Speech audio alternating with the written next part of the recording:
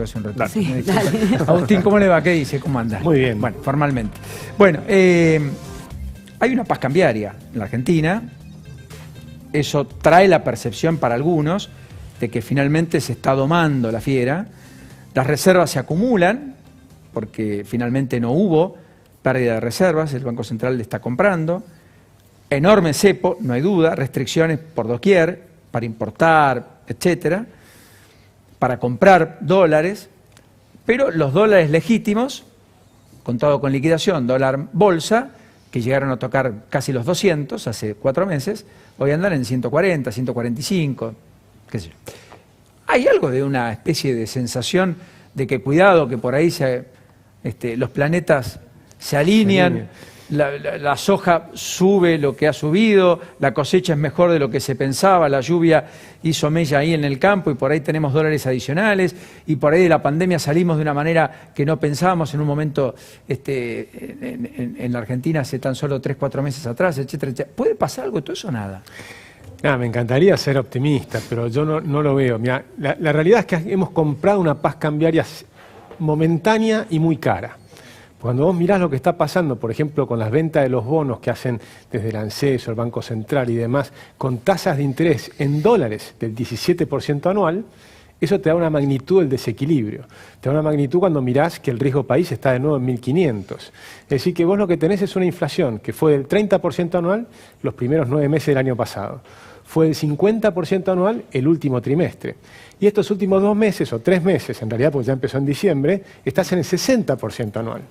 Entonces es una escalada de inflación a pesar de lo que estás diciendo, a pesar de que hicieron un esfuerzo enorme para domar al tipo de cambio y estamos en lo que llamamos el famoso carry trade. Lo mismo que le criticaban a Macri, ¿te acordás? Que vos invertías en pesos con tasas altas de interés y el tipo de cambio se mantenía y entonces ganaban mucha plata en dólares. Los que hicieron eso los últimos 3 meses ganaron muchísimo dinero en dólares. O sea, los que pusieron en plazo fijo los ahorros al 36 anual, 3% mensual, 3 meses después tenían 10% más de la plata que habían colocado en plazo fijo, el dólar quieto compraron 10% más de dólares.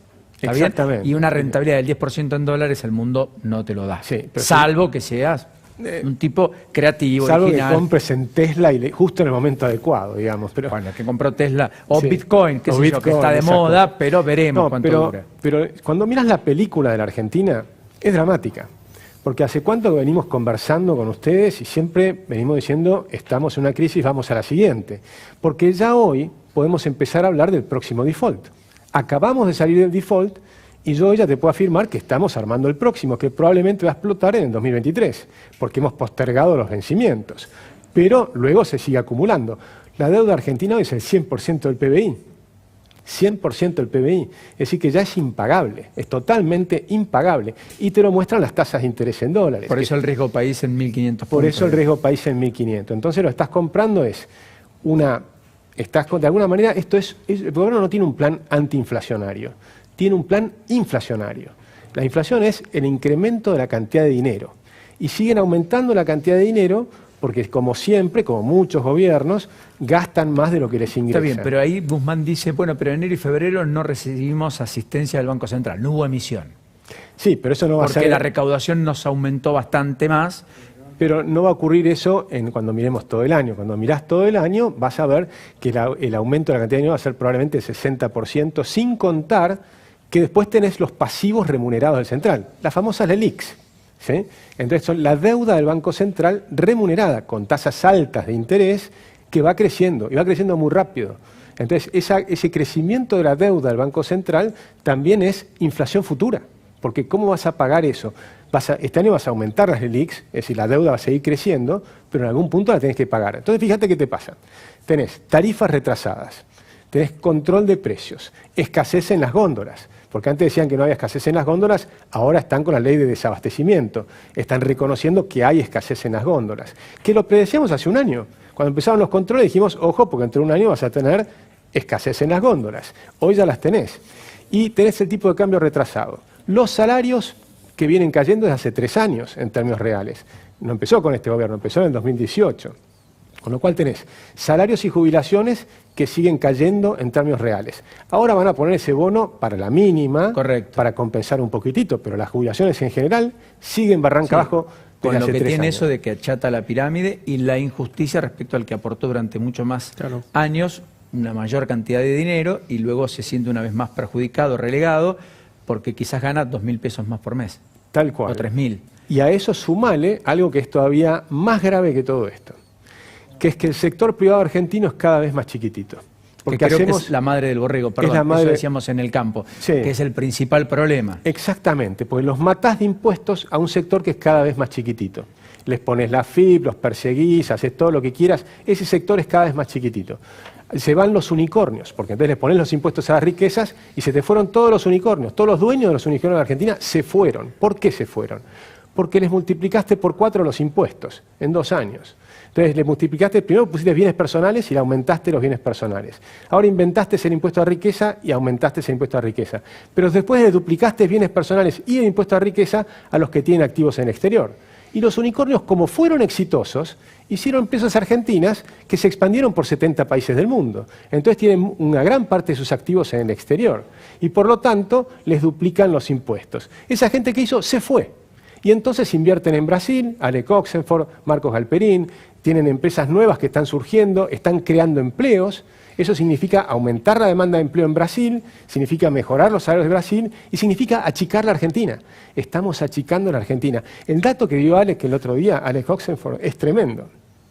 En la década del 90, en la plena convertibilidad, en el 94, con la convertibilidad en Menem-Cavallo, la bolsa argentina representaba un 40% de la bolsa brasileña. ¿Sabes cuánto representa hoy? Las acciones que cotizan en bolsa. 40% por entonces y hoy menos del 6%. 2%. Okay. 2%. Ese es el impacto de la destrucción que hemos hecho en Argentina. Estamos destruyendo el país. Estamos destruyendo el país. La participación relativa, incluso nuestro sector exportador es muy dinámico, el campo es muy dinámico, es absolutamente competitivo. Tenemos las plantas procesadoras de soja probablemente más importantes del planeta, aquí en el complejo San Lorenzo, en Rosario. Ahora, efectivamente la participación en el comercio internacional argentino, ayúdame Agustín, en términos históricos, ha mermado ostensiblemente. Pero sin Argentina duda. era un player, un jugador importante, y hoy pasa a ser un jugador pequeño. Ya hoy el sector agropecuario brasileño nos pasó el trapo. El primer exportador de carne argentino hoy es el primer exportador de carne uruguayo. Se fue de la Argentina, vendió su empresa y hoy exporta carne desde el Uruguay. Es decir, estamos desarrollando el Uruguay, estamos desarrollando el Paraguay. Ahora estamos viendo empresarios argentinos, los más importantes empresarios argentinos, están ayudando a desarrollar Brasil. Es decir, que nuestras mentes y nuestros capitales están desarrollando el extranjero porque acá los insultamos, porque desde la presidencia incluso los han insultado varios presidentes, ¿no? Cuando miramos las últimas décadas de la Argentina, por esto yo no lo miro como la situación de Fernández, tenemos que verlo como una película que viene de décadas, porque la situación de Fernández, que repite lo anterior, agrava todo porque está sumando impuestos cuando ya tenés 180 impuestos. Entonces el impuesto de riqueza vino como el impuesto 181. Bueno, de hecho hoy, ayer el Senado validó la derogación del Pacto Fiscal del 2017 que tendía a bajar la alícuota de ingresos brutos, permitiendo a los gobernadores que aumenten la alícuota de ingresos brutos, que es uno de los impuestos más regresivos del sistema tributario argentino, porque vos fabricás esta lapicera, la alícuota de ingresos brutos es el 5%, lo pones en el precio, ganes o pierdas, el impuesto lo pagás igual. Y además, porque es retroalimentado en las distintas cadenas de producción, digamos, ¿no es cierto? Nosotros sacamos un informe en la Fundación, en el momento que hicieron eso en el gobierno de Macri, diciendo, miren lo que van a hacer. Con ese pacto fiscal que hicieron, aumentaban los impuestos el primer año, que fue lo que hicieron muchas provincias, porque le pusieron un tope. Del 5%, claro. Entonces todos subieron hasta el tope, no todas, pero varias subieron hasta el tope. Salta fue un caso. Y van a ver que no lo van a cumplir, porque en cuanto venga una crisis nos van a subir los impuestos, porque acá tenemos una lógica equivocada que venimos haciendo desde hace 80 años. Cada vez que hay una crisis, destruís más al sector privado en el peor momento. Fíjate, compará Argentina con Uruguay. Viene la crisis de la pandemia, que por supuesto nadie puede culpar al gobierno ni de acá ni del Uruguay, viene de afuera, es un shock externo, pero un restaurante en Uruguay simplemente manda a su gente al desempleo, tiene un seguro de desempleo que fue pagando con el BTS, como lo llaman allá, que es 1,5% por mes, y 2 meses después, porque duró mucho menos la cuarentena, 2 meses después vuelve a tomar los empleados y les paga el sueldo, y listo. Y después empieza a acumular el BTS para tapar el agujero que les costó el desempleo. ¿Qué hacen en Argentina? Cuando viene el problema, te duplican la indemnización. No tenemos un seguro de desempleo, que es mucho más eficiente, sino que tenemos pagar una indemnización en el peor momento. Cuando no tenés ingresos, ahí te obligan a pagar la indemnización si querés despedir a alguien. Ahí te la duplicaron. Encima te duplican la posibilidad de tratar de sobrevivir. Y después te prohibieron despedir. Esa fue la secuencia. ¿Qué pasó? Quebraron 22.000 restaurantes y comercios y demás. Y si tomás toda la economía negra, quebraron como 90.000 empresas. Entonces estás diciendo, la solución argentina es la peor. La caída del PBI nuestro fue 10%, el doble de países vecinos. O sea, a todos nos pegó la pandemia, pero nosotros la sufrimos mucho más. Y por supuesto, agravamos fenomenalmente los impuestos. Cuando mirás hacia adelante, lo que estamos diciendo es, mirá, por suerte es un año electoral. Ojalá la gente despierte y vote distinto, porque la venimos pifiando. En Argentina, las dos fuerzas mayoritarias no creen en la economía de mercado. Y en el mundo, todos los países, tomás los 30 países principales del mundo que les va bien, todos tienen economías de mercado. Todos tienen libertad económica. ¿Vos vas a ser candidato, Agustín? No, yo no voy a ser candidato, pero sí creo que es importante votar distinto. No voy a ser candidato porque estoy tratando de ayudar a que se conforme una tercera fuerza. Y esa tercera fuerza tiene que ser a todas las personas que quieren defender de verdad, no de la boca para afuera, sino en serio, la vida, la libertad y la propiedad privada. Porque hay un problema que la gente no comprende, que las libertades económicas son parte de la libertad no la podés dividir. Te doy un ejemplo. A vos te ponen cepo cambiario, te prohíben comprar dólares. Entonces no podés viajar al exterior. Solo los ricos pueden viajar al exterior, porque ya tenían de antes. Vos querés ahorrar, no podés ahorrar. Vos sos un youtuber, querés salir de la pobreza, sos un chico que tiene 15 años, 20 años y sos un gran histriónico, divertido, qué sé yo, y sos youtuber. Bueno, en Argentina el Estado te lleva 2/3 de lo que producís. ¿Cómo vas a salir de la pobreza si el Estado se lleva 2/3 de un chico de 20 años? Es imposible. ¿Sí? Después sacan una ley de telepeaje, de teletrabajo, anti-teletrabajo, y un chico que tiene 20 años y quiere hacer una empresa con otros 3 o 4 amigos que están en distintas provincias o en distintos países, la ley le dice, pero si a cualquiera de esos chicos quiere ir a trabajar, vos le tenés que poner oficinas. ¿Te das cuenta? Es absurdo. Ahora están viendo cómo la van a regular para tratar de mejorarla.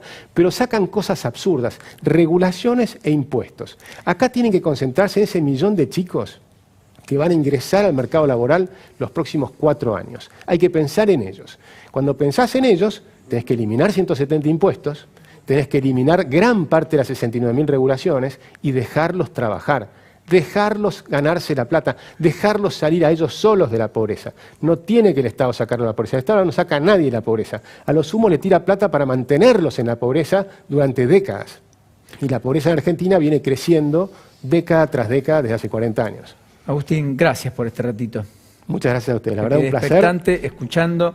Vale la pena tomar una pausa. Sí. No quise preguntar porque es un lindo horario, además. Escucharlo es un lujo. Hasta la próxima, muy generoso. Muchas gracias, la verdad un placer. Nos vamos a ir a la pausa, ya contamos lo de María Eugenia Vidal en el exterior, ya nos metemos de lleno en un ratito en un caso de un intendente del conurbano que dio positivo de COVID. Y cuando volvamos, Paulino, te voy a contar quién va a ser la número 2, o quién es, porque ya creo que estoy en condiciones de afirmarlo.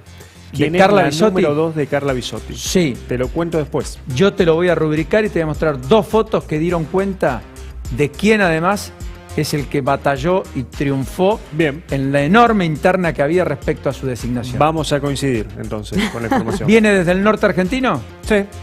Para ser más exactos, noroeste sería. ¿Donde se había hecho la cumbre donde se pensaba en el peronismo sin Cristina? Por ahí. Sí. Otros tiempos, otra vida. Pausa, ya venimos.